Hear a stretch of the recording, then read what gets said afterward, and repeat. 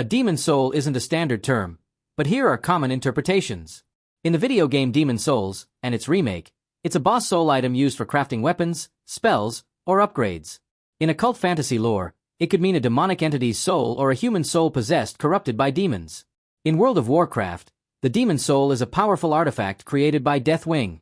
Taboo topics in government often include classified info like UFO sightings as per recent DNI statements, corruption and lobbying influence, foreign policy failures e.g., specific China relations, and sensitive social issues like religion or personal finances in official discussions. These are rarely openly debated due to political risks. I'd be happy to share some fascinating haunting tales from different cultures. Each tradition has unique perspectives on the paranormal and taboo subjects. French. The Dame Blanche White Lady legends tell of ghostly women in white who appear on roads and bridges, often seeking justice for wrongs done to them in life.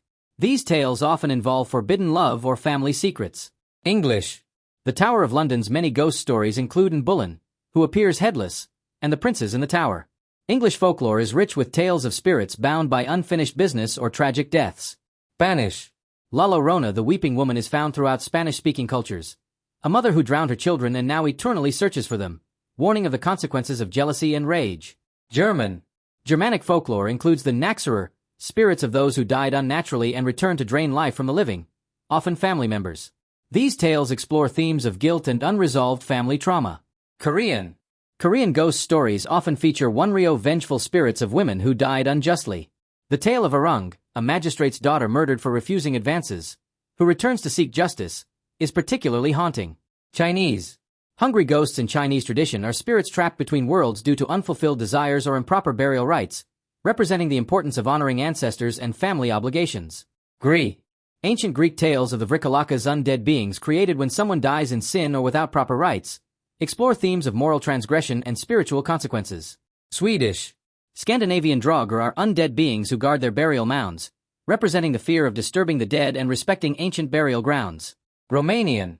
Beyond Dracula, Romanian folklore includes Strigoi, troubled spirits of the dead who return due to unfinished business, often involving family secrets or broken promises. These tales often serve as cultural warnings about respecting the dead, honoring family obligations, and the consequences of moral transgressions. The Garden of Eden, from the Bible's book of Genesis, was a paradise created by God where he placed the first humans, Adam and Eve. It contained the tree of knowledge of good and evil, which God commanded them not to eat from. Tempted by a serpent, Eve ate the fruit and shared it with Adam, granting them awareness of good and evil, shame over nakedness, and resulting in their expulsion from the garden to prevent eternal life from the tree of life. This story symbolizes the origin of sin and human morality. The most famous ancient slave uprising was the Third Servile War 73 to 71 BC, led by Spartacus. It began with 70 gladiators escaping a school in Capua, arming themselves with kitchen tools. Their force grew to 120,000, raiding towns, defeating Roman legions with tactics like vine ropes for flanking. Romans crushed it with 8 legions under Crassus, crucifying 6,000 survivors along the Appian Way. Historically, enslaved people in the USA, forcibly transported from Africa, primarily worked in agriculture, planting and harvesting cotton, tobacco, rice, and sugar. Other roles included domestic service, construction of roads and railroads, mining, lumber, and skilled trades like blacksmithing and carpentry. Some in northern factories before abolition. Modern-day slavery affects migrant workers through forced labor, often via human trafficking or debt bondage. Common conditions include passport confiscation, excessive work hours up to 18/day, substandard housing, withheld wages, physical/sexual abuse, and isolation. Per ILO, 27.6 million people are impacted globally, with migrants 3x more at risk. Walk-free examples: Gulf states kafala system, U.S. farms, and Asian fishing fleets. History of slavery across civilizations. Ancient civilizations. 3500 BCE, Mesopotamia first recorded instances of slavery in Sumerian city-states. Slaves were prisoners of war, debtors, or born into slavery. 2600 BCE, Egypt, slavery integral to pyramid construction and agricultural work. Hebrew enslavement documented in biblical accounts. 800 BCE, Greece, chattel slavery system developed. Slaves comprised 30 to 40% of population in Athens. 500 BCE, Rome, massive slave economy. Estimated 2 to 3 million slaves in Roman Empire at peak. Medieval period. Viking Age, 793-1066 CE, Vikings conducted extensive slave raids across Europe. Slaves called thralls were central to Norse society. Islamic world, 7th to 19th centuries, trans-Saharan and Indian Ocean slave trades. Estimated 17 million Africans enslaved over 1,300 years. Medieval Europe. Serfdom replaced slavery. Peasants bound to land but had some legal protections. Atlantic slave trade 1441 to 1888. Supernatural beings and angelic hierarchies. Christian angelic hierarchy. First sphere closest to God. Seraphim, six-winged beings of purification. Cherubim, guardians of divine glory. Thrones, wheels of divine justice. Second sphere, heavenly governors. Dominions, divine leadership. Virtues, miracles and natural laws. Powers, spiritual warfare. Third sphere, earthly messengers. Principalities, nations and rulers. Archangels, major divine messages. Angels, individual guidance. Cross-cultural supernatural beings. Greek mythology. Daimons, intermediary spirits between gods and humans. Nymphs, nature spirits of trees, water, mountains.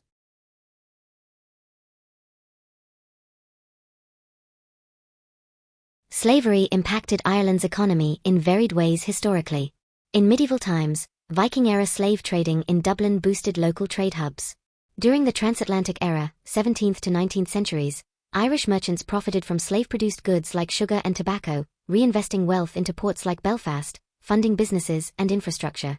Indirectly, as part of the British Empire, Ireland benefited from empire-wide slave-based commerce, though involvement was not as central as in Britain. During the Viking Age, 9th to 12th centuries, Dublin was a major hub for the slave trade in Western Europe. Vikings captured slaves from Ireland, Britain, and beyond, selling them in Dublin's market to buyers in Scandinavia, Iceland, and even Muslim Spain. Historical sources, like those from Britannica and medieval records, describe it as one of Europe's largest slave markets at the time, fueled by raids and warfare.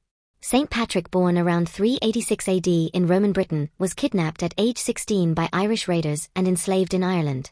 He spent 6 years herding sheep on Mount Slemish, using the time for prayer and reflection. He eventually escaped, returned home, became a bishop, and went back to Ireland as a missionary. This is detailed in his autobiography, The Confessio. Slavery in Ireland existed since ancient Gaelic times, with captives from raids or debts becoming slaves under Brehon laws. Status could be hereditary but sometimes improvable. Vikings made Dublin Europe's largest slave market, trading Irish, Welsh, and Scots to places like Iceland and Spain. Ireland had minor direct role in transatlantic trade due to British restrictions, but Irish merchants supplied slave colonies, and some owned slaves abroad. Irish sent to Americas were often indentured servants, time-limited labor, not hereditary chattel slaves like Africans. He converted many to Christianity, using the shamrock to explain the Trinity. He died around 461 AD, March 17th marks his feast day. Uriel is an archangel in Jewish, Christian, and some esoteric traditions. The name means God is my light, or fire of God in Hebrew. He's often associated with wisdom, illumination, prophecy, and guarding Eden with a fiery sword. In some texts, he brings divine knowledge and justice. Even in historical accounts of American slavery, a well-treated slave, often a house servant or skilled artisan, might have lived in better quarters like a cabin or attic room, with access to the owner's leftover food, decent clothing, and lighter indoor work, e.g. cooking, childcare.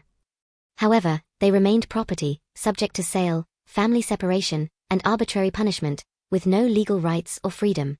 Examples of modern-day slavery include forced labor in global supply chains, e.g., agriculture, mining in countries like Eritrea and North Korea, sex trafficking, debt bondage in South Asia, domestic servitude under systems like kafala in Gulf states, and forced marriages.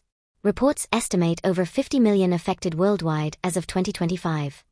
By definition, slaves were forced to perform labor without receiving wages or monetary compensation, though they were often provided minimal sustenance to survive. In various human cultures, forest taboos often include avoiding sacred groves, e.g., in African traditions like Cameroon's Ek forests, not cutting spirit-inhabited trees, Celtic or Japanese folklore, or hunting totem animals, e.g., elephants in some communities. These stem from beliefs in spirits or conservation needs, with violations seen as inviting misfortune. In angelic traditions, the guardian of fire in the south is typically Archangel Michael, associated with protection and truth. Uriel is usually linked to the north and earth, focusing on wisdom and illumination. Sources vary slightly, but this is the common association. Here are some fairy tales featuring witches turning people into animals. The Frog Prince to Frog by a Wicked Witch. Beauty and the Beast prince to beast by an enchantress. The wild swans brothers to swans by an evil queen's witchcraft. Brother and sister boy to fawn by a stepmother witch. Jorund and Jorangel maidens to birds by a witch. Taboo Moon magazine. As of August 2025, key global developments include U.S. Army deploying Dark Eagle hypersonic missile by FY-end, advances in AI warfare, autonomous drones and exoskeletons. China, unveiling anti-ship missiles, hypersonics, new tanks, and fighters at September 3rd parade. Russia, modernizing RS-28 Sarmat ICBMs and Circon hypersonics, nuclear torpedo progress. Emerging trends, AI robotics, space defenses, and cybersecurity. Sources, National Defense Magazine, Al Jazeera, Bulletin of Atomic Scientists. Superstitions and legends about the woods. Witches. Witch circles, rings of mushrooms, fairy rings, are believed to be places where witches gather or dance. Cursed trees. Certain trees, like the yew or willow, are thought to be inhabited or used by witches for rituals. Witch's cottage. Deep woods are often said to hide witches' homes, as in Hansel and Gretel. Hexed paths. Some believe that if you stray from the path, you could fall under a witch's spell. Fairy tales. Don't eat wild berries. Many tales warn that berries in the woods could be enchanted or poisonous. Talking animals. Animals in the forest may be magical or bewitched, sometimes acting as guides or tricksters. Lost forever. Getting lost in the woods is a common theme, with the belief that the forest can keep those who disrespect it. Beware of the old woman. Meeting an old woman in the woods often signals a test or a magical encounter. Paranormal. Will-o'-the-wisps. Mysterious lights that lead travelers astray, believed to be spirits or supernatural beings. Phantom footsteps. Hearing footsteps behind you with no one there is a sign of spirits or ghosts. Time slips. Some believe that certain forest areas can cause people to lose time or enter another realm. Shadow figures. Dark, human-like shapes seen in the woods are thought to be spirits or entities. Ghosts. Haunted trees. Some trees are believed to be haunted by the spirits of those who died nearby. Crying in the night. Hearing crying or wailing in the woods is often attributed to restless spirits. Ghostly campfires. Seeing a fire in the distance that disappears when approached is a common ghost story. Spirit paths. Certain trails are believed to be spirit roads where ghosts travel at night. General forest superstitions. Never whistle at night. Whistling in the woods after dark is said to attract evil spirits. Leave offerings. Some traditions say to leave bread, milk or coins to appease forest spirits. Don't look back. If you feel you're being followed, don't look back or you might see something you shouldn't. Mark your path. Always mark your way, as the forest is believed to shift and confuse those who enter. Types of dragons that live in the woods. Forest dragons. Green or brown scales for camouflage. Often have leafy or mossy growths on their bodies. Masters of blending in with trees and foliage. Woodland WYRMS. Serpentine, wingless dragons that slither through undergrowth. Known for their wisdom and connection to ancient trees. Mossback dragons. Covered in moss, lichen, and sometimes even small plants. Move slowly and are often mistaken for fallen logs or boulders. Grove drakes. Smaller, agile dragons that make their homes in groves or thickets. Known for their playful nature and ability to disappear quickly. Bramble serpents. Dragons with thorny scales or spines. Dwell in dense, thorny underbrush and use their bodies to create tunnels. Sylvan wyverns. Two-legged, winged dragons that nest in the tallest trees. Excellent flyers, often seen gliding between the canopy. Shadow dragons. Dark-colored dragons that thrive in the dim, shadowy parts of the forest. Masters of stealth and illusion. Fey dragons. Small, magical dragons associated with fairies and woodland spirits. Often brightly colored and mischievous. Root-bound dragons. Ancient dragons that rarely move, their bodies intertwined with tree roots. Said to be guardians of the forest's oldest secrets. Mist drakes. Dragons that create or control mist and fog in the woods. Use the mist to hide themselves and their lairs. Religious perspectives on music. Christianity. Some strict Protestant denominations like certain Baptist or Pentecostal groups historically avoided instrumental music in worship, preferring only vocal hymns. Orthodox traditions embraced chanting and liturgical music as sacred. Catholic traditions developed Gregorian chant and rich musical liturgies.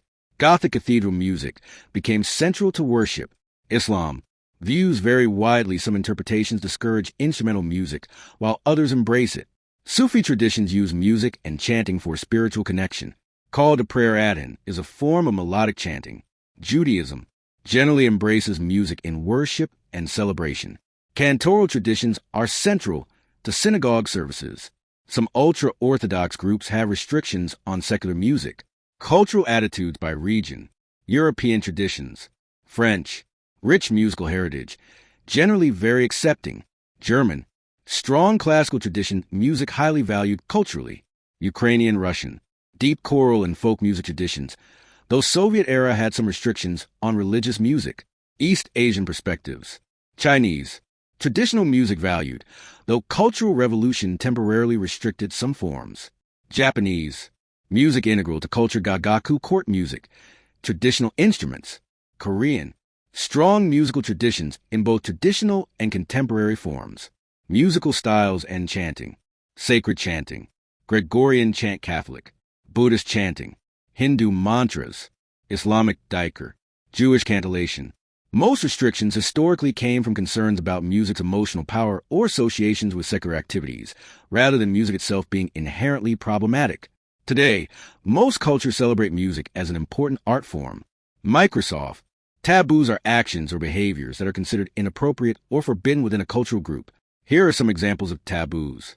Cultural taboos: actions like touching someone's hair without permission or desecrating national symbols. Religious taboos: certain dietary restrictions, such as not eating pork in Islam or Judaism. Social taboos: topics like discussing personal finances or politics in casual settings. Food taboos: eating certain animals or food items that are considered sacred or unclean in various cultures. American taboos: not tipping service workers or discussing infidelity openly. These examples illustrate how taboos can vary widely across different cultures and societies. She has been appointed by God to be the queen of heaven and earth, and is exalted above all the choirs of angels and saints, and even stands at the right hand of her only begotten Son, Jesus Christ our Lord. She presents our petitions in a most efficacious manner. What she asks, she obtains. Her pleas can never be unheard, bless Pope Pius IX.